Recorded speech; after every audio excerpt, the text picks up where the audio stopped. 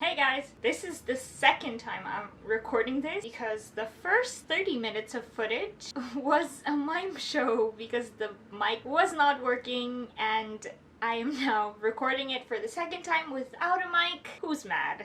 Not me. I have been trying to film a video actually for a few days now, but I've been reading and writing a lot, which is something that I tend to do in silence. So yeah, I just thought that I would film whatever it is I will be doing tonight. Last night I tried to film a video. I tried to do one of those like drink and read videos. I don't know if that's a thing, but I see videos of people drinking and doing various things, and I thought I was gonna do that, but the soju mix that I made had unexpected consequences, so I couldn't film and I just tended to my headache and went to bed. I just got out of a pretty long reading slump and just started reading again, which is a delight. And the books that I've read so far, I was going to do like an obvious spicy read versus like a unexpected spicy read type of thing, because of course this is based on the cover, and some books you already know it's going to be like a spicy read because usually there's a hot half-naked person on the cover, and a lot of the more contemporary romances that are being released right now, cartoony covers, and you don't really expect the level of spice, so I was trying to like see if there was a difference. I will be brief, but I will discuss the books that I've read so far. I've read three obviously spicy books, and the first one is Hard to Lose by Kay Bromberg, and personally I think that this is how you do like insta love.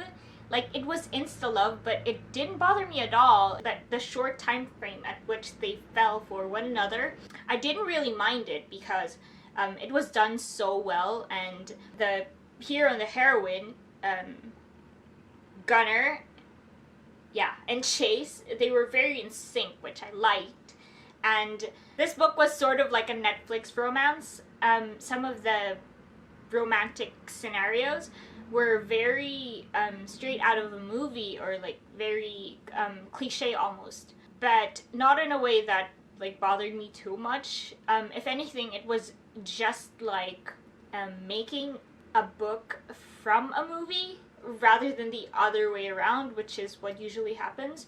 But yeah, it's not like a bad thing. It was good. The second book is Love Sincerely Yours by Megan Quinn and another author that I forgot the name of.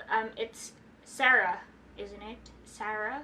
Me? Nay? After reading this book, I don't know, Megan Quinn has been an author that's very hit or miss for me.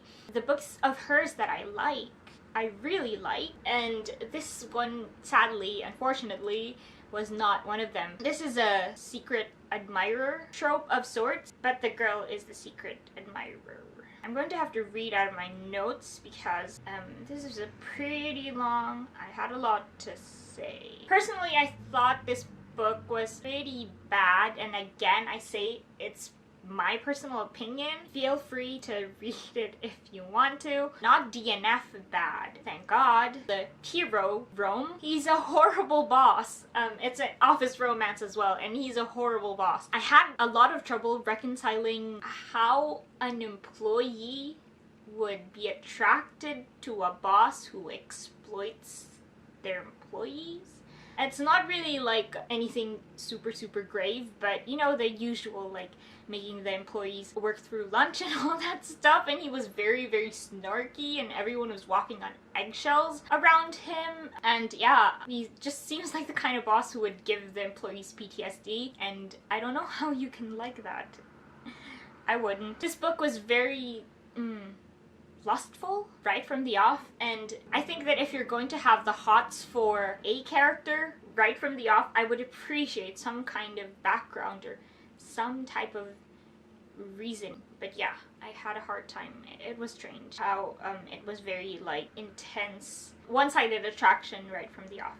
There were some funny lines, but the overall relationship of theirs didn't really evolve much. They remained shallow to the end. One of my usual issues I found in this book, which is like at 80 plus 85, 87% or something, nothing had really tried them, or there was no conflict that would necessarily make the relationship stronger, if that makes sense. That turning point was brought on at like 92%, which I think is pretty late. Another thing is that the intimate scenes were written sort of awkwardly, and then they were in love right after, which I don't know what that means, if that is love in that scenario. Not very romantic. Okay, so I can't believe I'm going to say this, but Rome, the hero, he curses too much. I am aware that in contemporary romances, or romances in general, especially like dual POV ones, there's usually some cursing because it brings out this candid energy of sorts for a certain character. Since the hero curses too much, that shock factor or the candid effect that it has, it sort of lost its value because he did it so much. A third book that I read is A Deal with the Devil by Elizabeth. I can't pronounce last name, so I'm just going to write it here. I do not want to offend anyone by butchering their last name, so I'm just going to write it down, and here we go. With this book, the heroine, Tally, she's very witty. Both of them, actually. Everything that he had to say, she had something witty to say back. The first 15% of the book, I had a lot of confusion because, I don't know, the characters, some of the characters, like the sister, she had conflicting personalities almost. And with the main characters, I thought that they had preconceived notions about each other, and at the same time, it was their first time working together. If you can hang on until after the first 15%, I promise that it's a really good read, and all of the questions that I had at the beginning, they were resolved in one way or another, and I really liked how it ended and how the story like progressed. I really enjoyed it, and yeah. So those were the first 3 books, and I think I'm going to write now.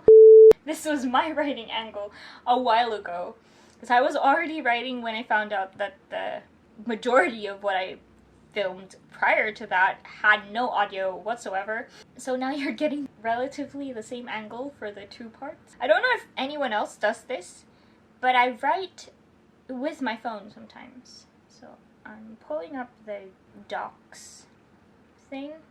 I find that I get drained if I write straight for weeks and weeks and weeks without taking the time to decompress and read. I don't know, I like the idea of visiting someone else's world almost and having them take the reins. Otherwise, because if I'm writing, I'm always thinking about what's going to happen, how I'm going to phrase it. I have a lot of doubts about phrasing, and am I too descriptive? Am I not descriptive enough? Am I creating like stiff characters? Is the dialogue, does it feel natural to when you're discussing a certain thing or like talking to someone about a certain thing? Is it really how people talk? And yeah, there's also like my character's personality. I wanted to write something where the 2 mains were similar. I didn't want to go for like the opposites attract thing.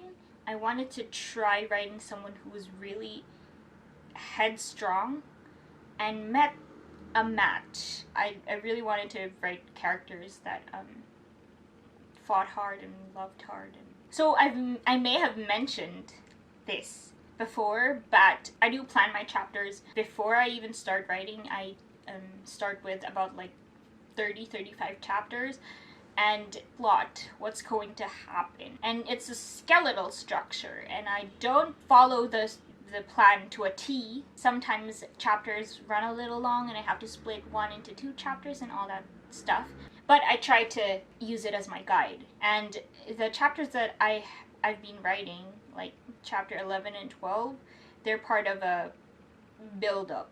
My two mains, they're two people in positions of power, and political circumstances have forced them to be apart. They're not in the same country. My guy is in the fictional country, so you already know that this is a royal romance, and the girl is in a different place, and that sort of creates tension because there's also another guy with the girl. And I know that it is a love triangle trope, what I'm doing right now, but yeah, it's just one section of. And the other guy is the bodyguard. And I know you've read that book, but this is not that book. But I love writing arguments, apparently. I know that a lot of people talk smack about romance authors for creating unrealistic expectations of how a guy should be and should act in a relationship. But I don't know, I'm not mad about it.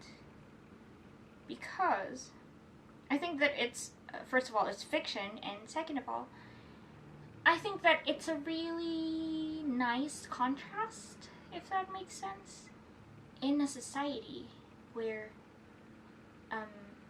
there's almost this celebration of a lack of trying right now. And is a good reminder of what we can be.